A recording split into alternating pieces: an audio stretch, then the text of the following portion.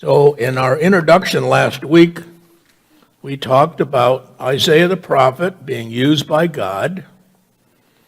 And now we're going to move on to the actual message of what he starts out with. And it's important to see the very first thing the Lord impresses on him is the sinful state of mankind, and particularly Israel. Because we have gone astray as a people, not just a country. You know, the Jews were chosen to bring the Bible, to bring the Messiah as an example for us to see how people act, how people disobey God. And we're going to look at verse from chapter 1, verses 2 to 9 today. And let's read those, and then we'll go over them individually, as is our custom. Hear, O heavens, and give ear, O earth, for Jehovah hath spoken. I have nourished and brought up children, and they have rebelled against me. The ox knoweth his owner, and the ass his master's crib, but Israel doth not know, my people doth not consider. A sinful nation, a people laden with iniquity, a seed of evildoers, children that deal corruptly.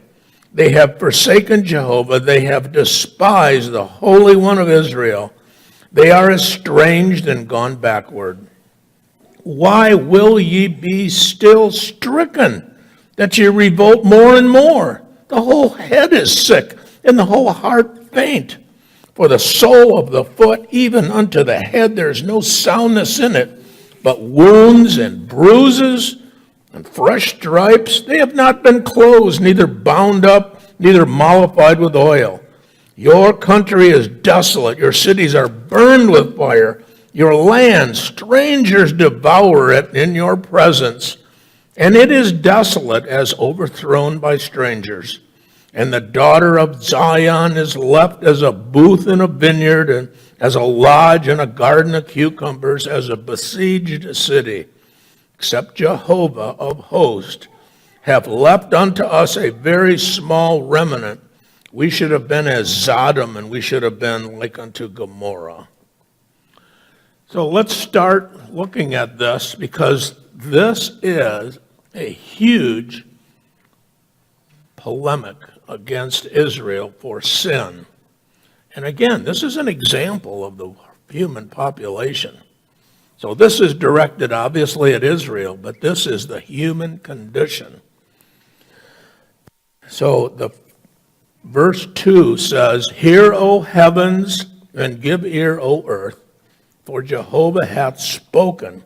I have nourished and brought up children, and they have rebelled against me. I think it's important from the very onset of this message and everything else that comes through Isaiah. We're listening to God. We're not listening to Isaiah. And that's what's important to consider. I see so many other commentators and theologians say, well, Isaiah said this. And Isaiah said that. No, Isaiah wrote God's words as they were impressed upon him.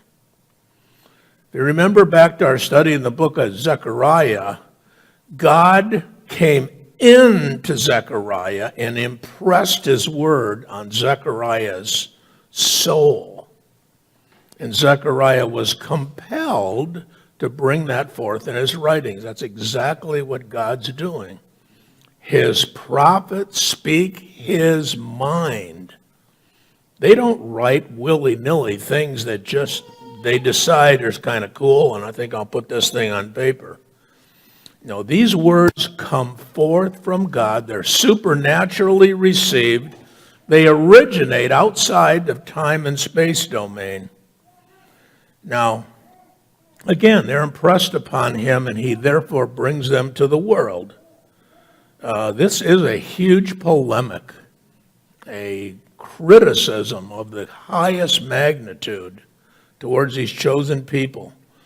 He calls on the heaven to hear what he has to say. Then he calls on the earth to listen. These are two Hebrew words. Think about this. He's calling on the heaven, and he's saying to the heavens, I want you to hear this. And it's a straightforward word. The Hebrew word for it to hear is shema. Shema. He said, so I want you to hear. But to the earth, he changes that word, and it's a much stronger word. Hebrew has a number of different verb forms where the word starts out maybe looking like another word, but then they add prefixes, suffixes, infixes, and twist it around because it means something much different. In this case, this verb form for listening to the earth listening to what God says, it's a he-feel form, but it has this emphasis as an imperative, and the word is actually literally translated, it's in your ears. It's not just, hey, listen up. It's no, I'm putting this in your ears. He wants this message to go deep within the ears of the earth, meaning the people here, to pay attention and be obedient. So it's a much stronger form. And it's literally translated in your ears. The strength of these orders to Israel is really clear in the original language. The English doesn't do it great justice because it just slightly changes it from hear to listen. But it's much stronger in the Hebrew word form. And, this isn't poetic hyperbole that we would look at it and say, well, I'm saying to the heavens and I'm saying to the earth. This is the person that made all these things. God made the heavens. He made the creation. He spoke it into existence. It's his. Therefore, he can say this with certainty, such as, I place these planets in a particular situation, and they hang there. I made these stars to be in a specific spot, and they have a very particular brilliance that I gave them. They don't change. They do exactly what I said for them to do. And the earth and many other bodies move in circular patterns around a star, or an elliptical pattern, which is more like a racetrack, around a star. And then they all move in their galaxies together. None of this is happenstance. It is all ordained by God to do what they are destined to do. They do what God has given them. And he's using this example here to the nation Israel. You're not doing what I told you to do. Look, the stars do everything I told them to do. You're not. You're not. This is just a recognition that God is in control. God has ordained things. And what we have here on this earth, because of the sin that came in, is pride, oppression. And all these things that came in at the fall are completely contrary to the creation that God wanted. But he knew it was going to happen, and he set up the Redeemer. I said these heavenly bodies do exactly what he wants them to do. Stars produce the light. They all move in the proper pattern. There is order to this universe. Order. We don't think of those things on a regular basis. We don't think about how God sustains life on this earth, one of the heavenly bodies. It hangs in a particular spot. It doesn't just randomly roll around like a marble on some uneven surface. It follows a perfect elliptical path around the sun, with moons rotating around us to give us light by night, and the sun, light by day. Isaiah is going to describe this later on, about what those bodies are going to do in the millennial kingdom to provide 7 times the light they do now. This request is to recognize that he has created order. Order. I mean, we have on this earth the exact amount of pressure to sustain life from the gaseous envelope that covers the earth, 14.7 pounds per square inch. It very rarely moves much.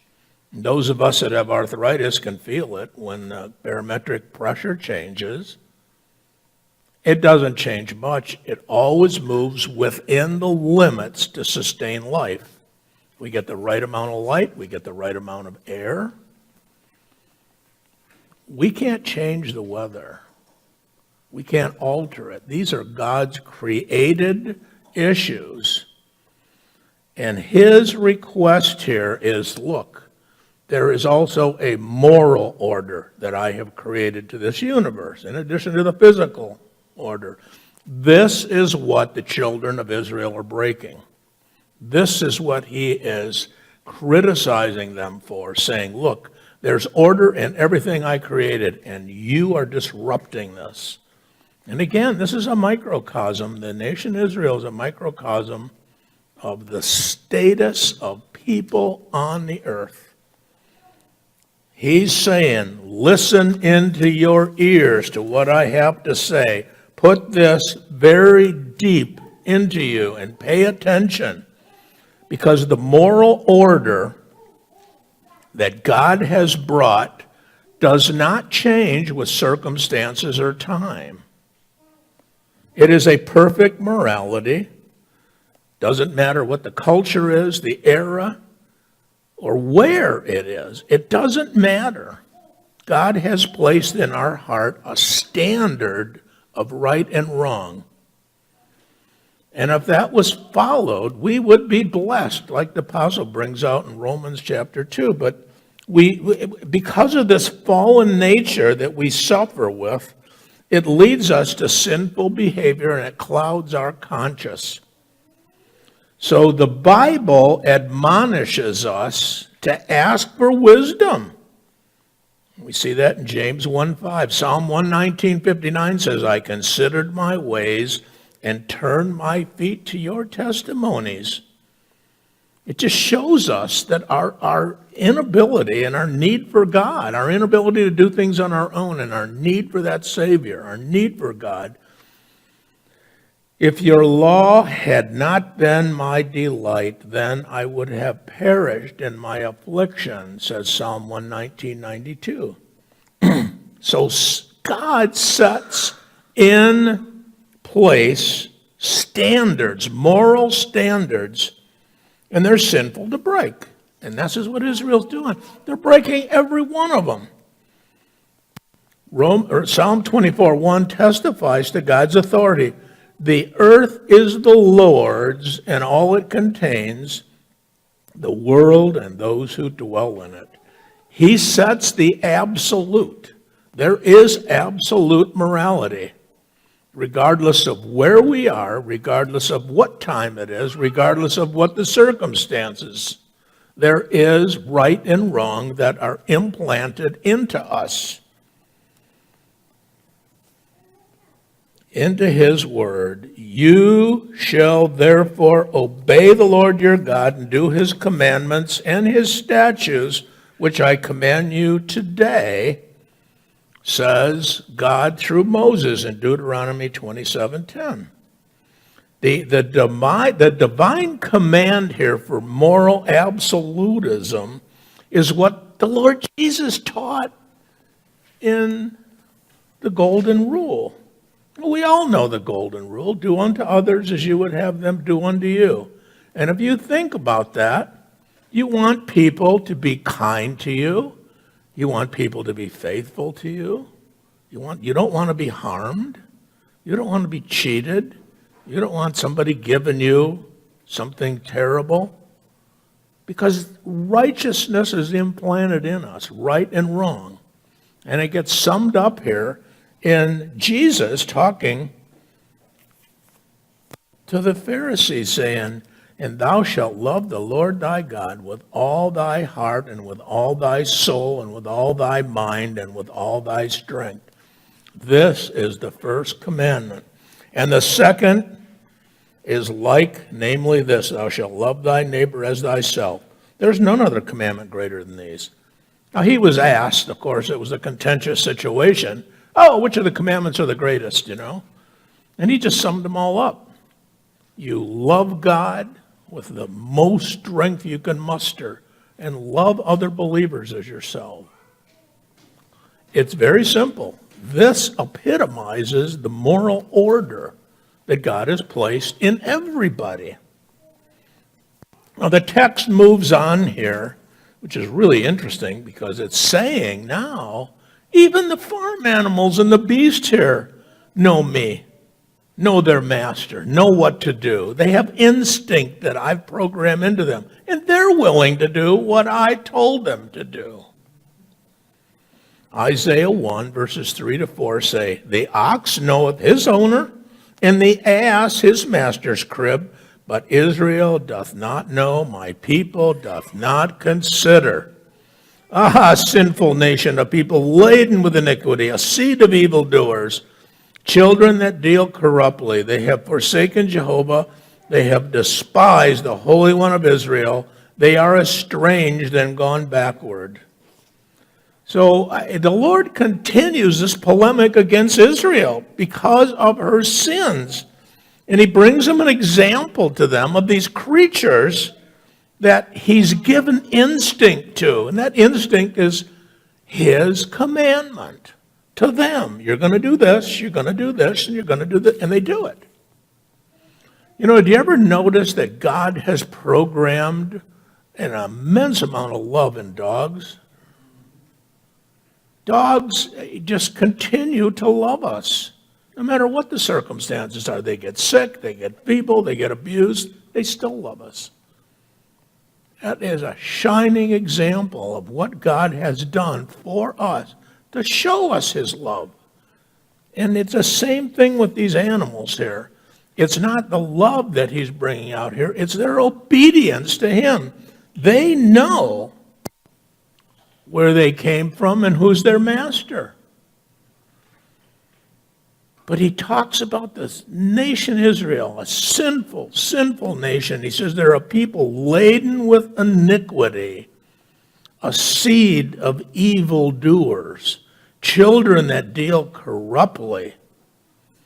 He has said the same thing through a number of prophets, and I want to just read from Hosea 11, verses 1 to 4, where he says the same thing in a different way, but he's saying exactly the same thing as he's saying through Isaiah. "When Israel was a child, then I loved him and called my son out of Egypt. The more the prophets called them, the more they went from them. They sacrificed unto the Baalim and burned incense to graven images. Yet I taught Ephraim to walk. I took them in my arms, and they knew not that I healed them. I drew them with cords of a man, with bands of love, and I was to them as they that lift up the yoke unto their jaws. I laid food before them." So he's saying in this illustration that he was their father and they are his son. And it's interesting, he summons her out in the original text because all countries and cities are given the personification in Hebrew as feminine. I don't know why they do that, but they do. It's a feminine noun for every city and every country. So he calls her, if you will, from Egypt. He's talking about the Exodus. And then he later, while they were in the wilderness wandering for those 40 years to get into Canaan, became Israel, called them to obedience through his prophets in later years. And during that wilderness time, the Mosaic Law, he called them to obedience. What did they do? They rejected him. and they turned instead to false gods. They were supposed to, as they entered into Canaan, they were supposed to be a stellar example of what God would do for people that obeyed him. He gave Israel health methods. He gave them social practices, religious practices. He gave them dietary practices so that they would stand out amongst everybody else, and others would want to know, how can you live like this? How can you be so blessed? And they should have said, because we know the Lord our God, that is the Creator. But the more he called them through his prophets, the more they rebelled against him. It's just like a father, patiently teaching a young child to walk. The Lord established and he sustained Israel, and he kept restoring and healing them every time he brought judgment on them for their sins. He'd restore them. They would turn back to him for a short while, and he would now start to bless them. And subsequently, before the generation was even done, they would just turn away from him again and not acknowledge that he had intervened and done these things for them. It happens over and over and over in humankind. Over and over. You see it in this country too. See people not even understanding the founding of this country and what the principles are, what the Constitution says. They don't care. They don't care. God allowed this experiment in liberty to be created here. Not happenstance. These things all happened because God wanted them to happen. So Israel here is compared like to a work animal. And God adds his depiction here of this unnatural characteristic of sin by referencing these animals. These are not very intelligent animals he's talking about here. Like the oxen. But even they knew where they came from because they had this instinct. Nobody thinks like this except God telling us right here. I mean, I don't see oxen too frequently, but I see cattle pretty frequently. I don't think, they just do what they do, No, God has programmed this. God gave them these marching orders, and they do it. They're obedient to their nature. It's not happenstance, folks. Just like our earth hangs in a particular spot. If you look at the 38th chapter of Job, which is just fascinating, because Job has gotten to the end of his time being as sick as one could be, losing his family, losing his occupation, losing everything. And he's crying out to God, why is this happening? Why is this happening? And God says, essentially, when you can understand why the gestation period of a whale is such, why this star hangs here, why this one moves that way, and he starts citing some of the constellations, he said, then you're going to understand. In other words, it's way outside our ability to understand. You can understand these things, but we have to recognize that God is in control. He did this. He's given these animals these specific characteristics and these behaviors, and they're not turning from him, and he uses this as an example to bring this polemic, this big criticism on the nation Israel. Israel does not know as much as the animals do, the dumb, unintelligent animals. He's just, he's likening himself to this master that in real gentle kindness leads the animal to food, releases the yoke so that they have the ability to eat and they're not restrained. And he's saying, I love these animals and I love you, Israel, but you keep turning from me.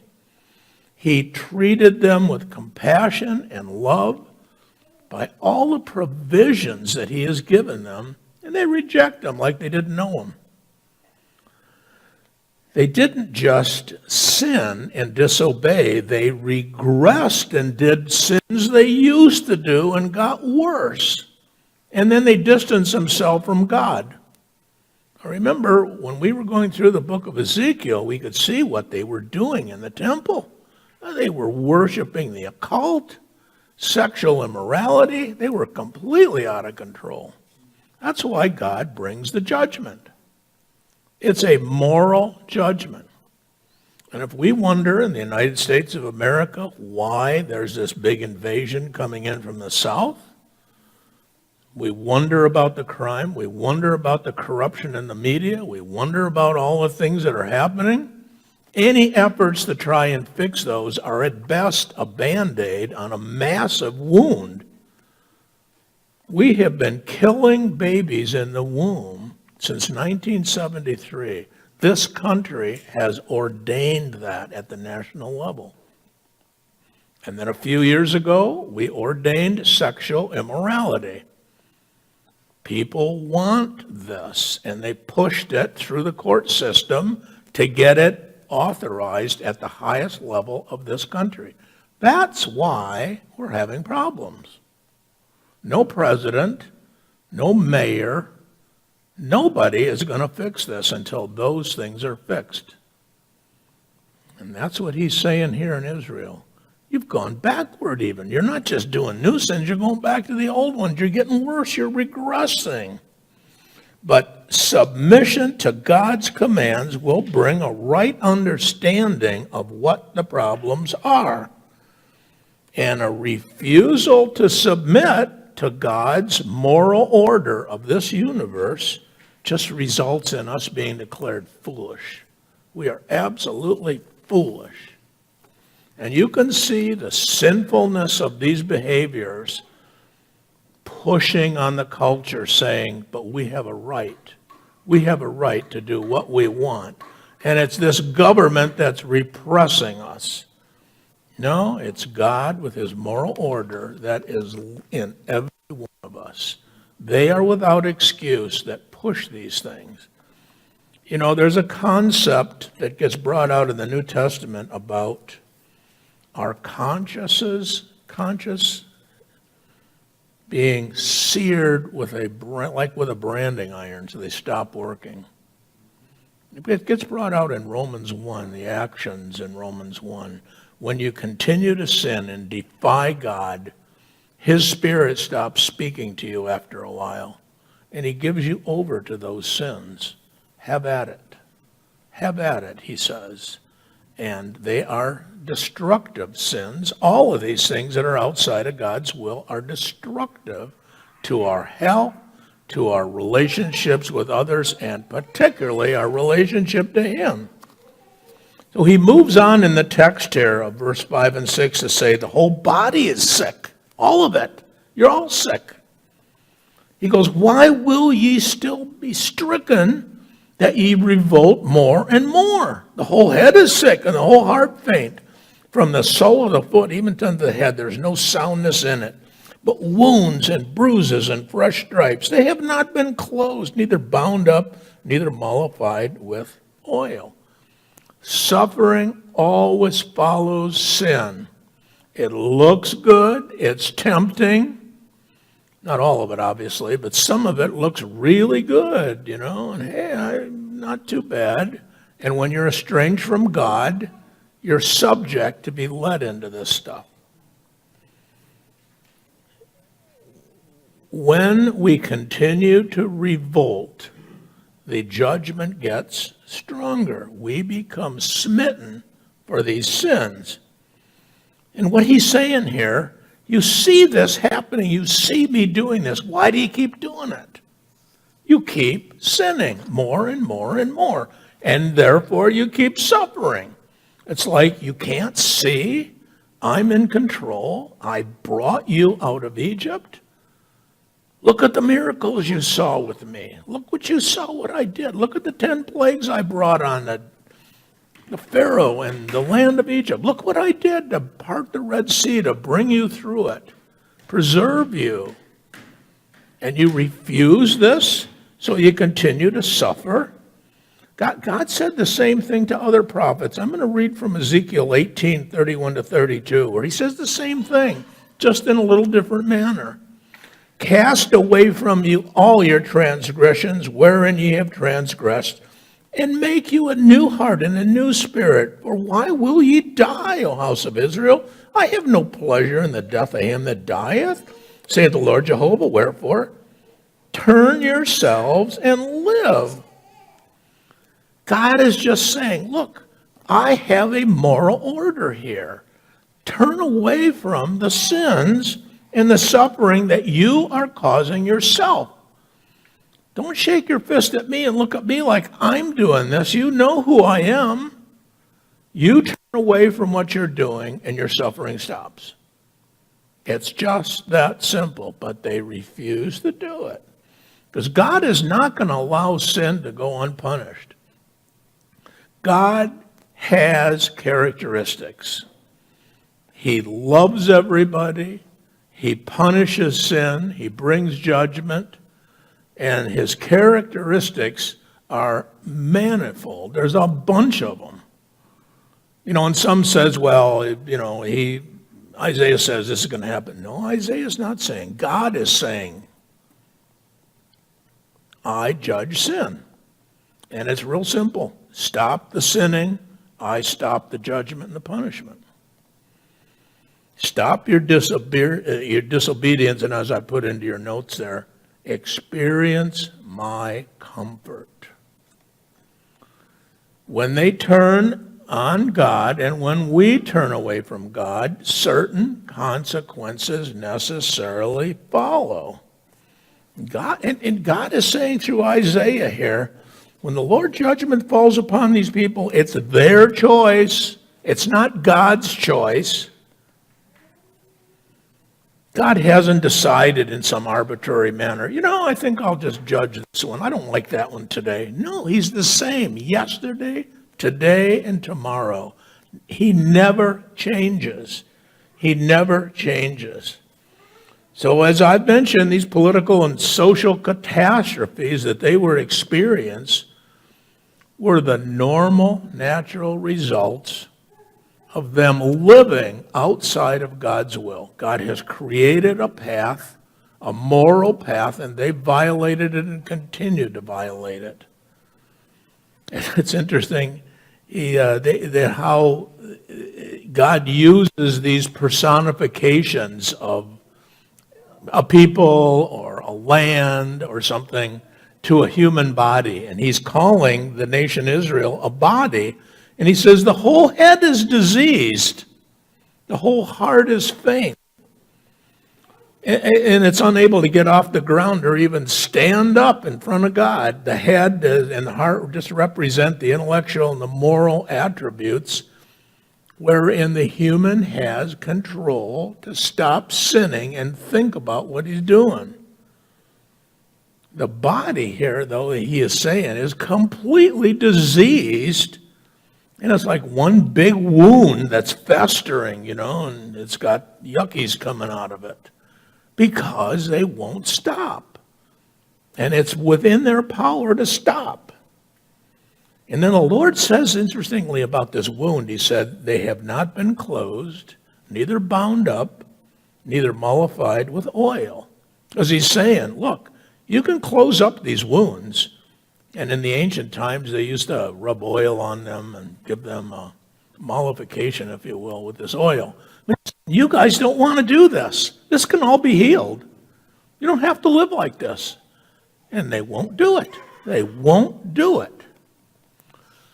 And he is judging them for that. He's judging them for that because they refuse to turn to him.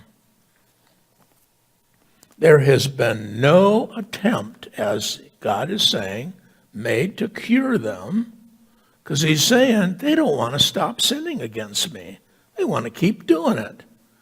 This is really difficult to understand in terms of human behavior. The Lord causes suffering to come in, and people continue to act as if This is just some happenstance. And I'm talking about big suffering. I'm not talking about an individual that has some malady or some minor problem here. You know, we live in a fallen world, and that fallen world produces issues. But disobedience to the Lord is the cause for the Israelis to increasingly suffer. Now we move on. We're going to close with verse 7 to 9, where the Lord says, your country is desolate, your cities are burned with fire, your land, strangers devour it in your presence, and it is desolate as overthrown by strangers. And the daughter of Zion is left as a booth in a vineyard, and as a lodge in a garden of cucumbers, as a besieged city, except Jehovah of hosts had left unto us a very small remnant. We should have been as Sodom, and we should have been like unto Gomorrah. So it's important for us to understand that at the time Isaiah was writing thus, the northern 10 tribes were intact. The southern 2 tribes were intact. They were not besieged. So what God is doing, he's talking about future events that are going to come upon them that we'll have some more realization of as we move through this book. God writes Hebrew prophecies in the past tense. We call it the perfect tense in the Hebrew language. It means it's an action that's completed. And when he is giving these prophecies, like he's done here, they're future to the time that they're given, but they're written as if they'd already happened. Now, we would call this maybe the pluperfect tense. It's similar to that. In other words, if I said to you, by the time Friday comes around, I will have already had my Hebrew class. So I would have said that it's going to be done. It's going to be completed because I have it on Thursday. So on Friday, it's done. It's over. But that's yet future to us here. And that's how God writes these prophecies. The obvious characteristic of these is they're certain. It's not something that may come to pass. No, he's saying, hey, it's a done deal. It's a done deal. It's going to happen. And he's referring here to the Assyrian captivity in 722 BC, the 3 invasions of the Babylonians ending in 586 with the destruction of the city, and the Roman destruction of 70 AD. You know, Jesus referenced the 70 AD destruction that was caused by their own disobedience. You know, folks, this may be one of the strongest messages that God has is sin causes his judgment. It's not just, well, a little sin here, a little sin there. What's the big deal? That's not the way he treats this. Matthew 23, verses 37 to 39. Jesus said, O Jerusalem, Jerusalem, that killeth the prophets and stoneth them that are sent unto her, how often would I have gathered thy children together, even as a hen gathereth her chickens under her wings, and ye would not. Behold, your house is left unto you desolate. For I say unto you, you shall not see me henceforth, till ye shall say, blessed is he that cometh in the name of the Lord.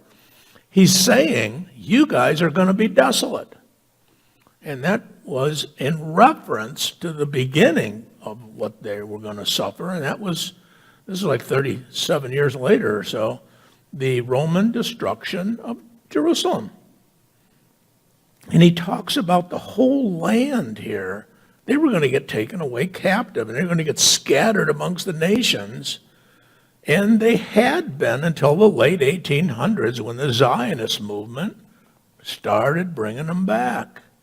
And then after the First World War, they got some land allotted to them under the British mandate. There was a series of maps drawn. And then at the end of the Second War, because of the persecutions that had happened, the world had sympathy on the nation Israel and gave them the property on the eastern edge of the Mediterranean Sea. But here's Jesus saying, you're not going to see me again until you say henceforth, blessed is he that cometh in the name of the Lord. Meaning that the Jews are back in the land, but the biggest persecution is still coming because it's a secular country. It's not a theocracy. The chosen people have still not unified in their leaders around Jesus of Nazareth. And it's going to take that great tribulation for them to finally cry out to Jesus to come back and save them. And they will say exactly that from the national leadership down. Blessed is he that cometh in the name of the Lord. These folks that invaded them were all strangers. They were all aliens. They didn't come there wanting to take up residence. The Romans did for a while, but every time these soldiers or these politicians retired, they went back to their own countries. Some of them went to Philippi. They went to the other places where their retirements were. They didn't want to stay there. They were strangers. It's not their country. The Assyrians didn't stay there at all. They just carted the Israelis away and left. The Babylonians did the same thing. So God continues with this daughter of Zion. And that daughter of Zion is another name for Jerusalem. It's a kind of a personification again that God uses to describe things to give us some relevance here to what he's saying. Babylon's called the daughter of the Chaldeans, and Lamentations uses the same thing. Jeremiah uses this repeatedly, and it usually designates people living just outside the city. And I want to close with this issue here of these vineyards. Vineyards needed to be watched just for a few weeks until the fruit ripened, and they would put these tent-like structures there, the booths they were calling them in this passage from Isaiah. And they were put there for their protection. So somebody would wait for a few weeks in these booths and watch that no predators came and ate the fruit as it was coming, because it was very nourishable, very tasty when these grapes were small. So these were frail, temporary dwellings.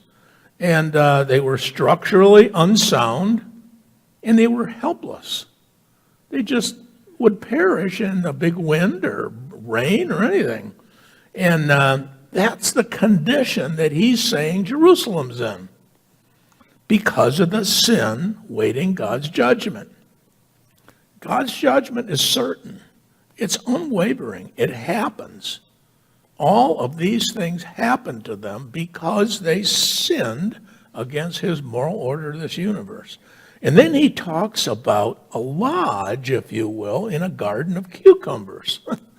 To the Israelis in ancient times, they would understand exactly what this was. A lodge or a hut, if you will, was a structure that was a little stronger than the tent because they had to stay there from the spring until the fall to watch the cucumbers. So the watchers, if you will, spent more time in these gardens, if you will, than they did in the vineyards.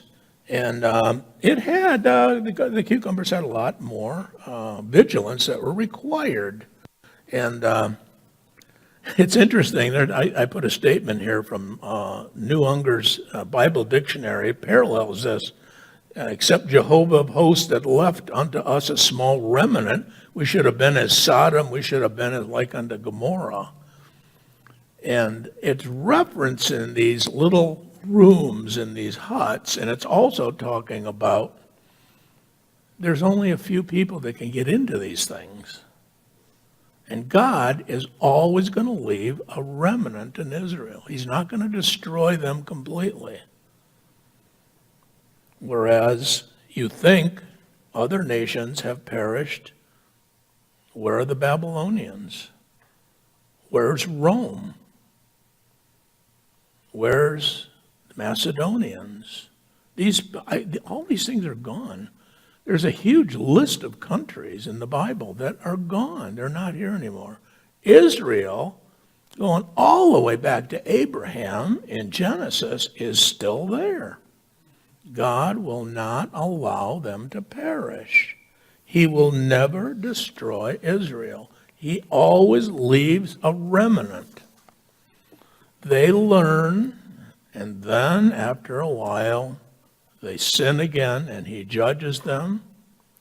And this is the cycle that will continue until the millennial kingdom. I'm going to read two passages in closing here about that fundamental axiom, or that fundamental truth, that God always loves Israel and works with them, but does not allow sin. In Leviticus 26, verses 43 to 45 state, "The land also shall be left by them, and shall enjoy its Sabbath, while it lieth desolate without them. And they shall accept of the punishment of their iniquity, because they rejected mine ordinances, and their soul abhorred my statutes. And yet, for all that, when they are in the land of their enemies, I will not reject them, neither will I abhor them, to destroy them utterly and to break my covenant with them. For I am Jehovah their God, but I will for their sakes remember the covenant of their ancestors, whom I brought forth out of the land of Egypt in the sight of the nations, that I might be their God. I am Jehovah."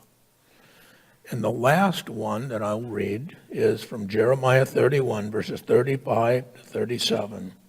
"Thus saith Jehovah, who giveth the sun for a light by day, and the ordinances of the moon and of the stars for a light by night, who stirreth up the sea, so that the waves thereof roar.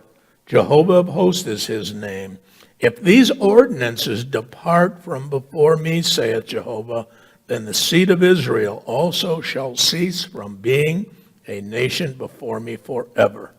Thus saith Jehovah, if heaven can be measured and the foundations of the earth searched out beneath, then I will also cast off all the seed of Israel for all that they have done, saith Jehovah." So there's the formula for Israel's enemies if they want to eliminate them. Just do that.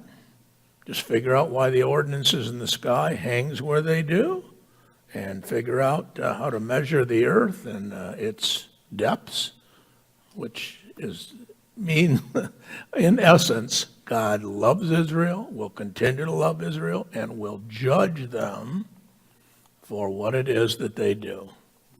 Let's pray.